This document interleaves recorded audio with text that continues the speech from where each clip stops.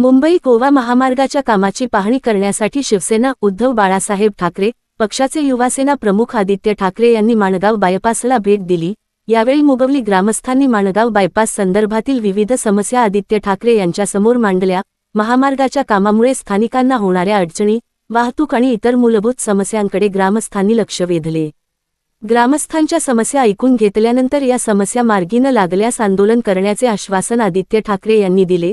त्यामुळे माणगाव बायपासचा प्रश्न आता कोणत्या दिशेने जातो आणि प्रशासन यावर काय भूमिका घेते याकडे ग्रामस्थांचे लक्ष लागले आहे। अशाच महत्त्वाच्या आणि आपल्या परिसरातील ताज्या बातम्यांसाठी पाहत रहा भरारी पथक संवाद।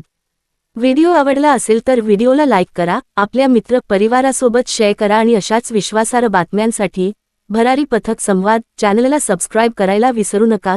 तुमचा एक सबस्क्राइब आम्हाला अधिक निर्भीडपणे आणि सातत्याने काम करण्याची ताकद देतो। आणि काही दिवसापूर्वी याचं उद्घाटन झालं। स्थानिक लोकांनी काही इथे गडबड आहे, थोडीफाट होते आहे, बाजूची जी भिंत आहे ती देखील तेवढी काही चांगली वाटत नाही असं सांगितल्यानंतर NHAIच्या स्वतःच्या लोकांनी परत ऑडिट केलं आणि परत हा पूल आता बंद झालेला आहे। हे मुंबई गोवा महामार्गावर आहे, नॅशनल हायवे अथॉरिटीचं काम आहे आणि आपण पाहतोय की ठिकठिकाणी असेच रस्ते अनेक ठिकाणी काही ठिकाणी आपण पाहतोय खड्डे झालेले आहेत। मग असं टनल पाहिलं आपण, त्या टनलमध्ये पाणी आणि आता मासे यायला लागलेले आहेत आणि कुठे अतिशयोक्ती करत नाही, मासे देखील आपल्याला दिसले। आणि आता हा पूल किती दिवसापूर्वी उद्घाटन झाल्याचं 8 दिवसच झालं उद्घाटन झालं, 8 दिवसांनी पूर्ण बंद केलं। ऐकलत?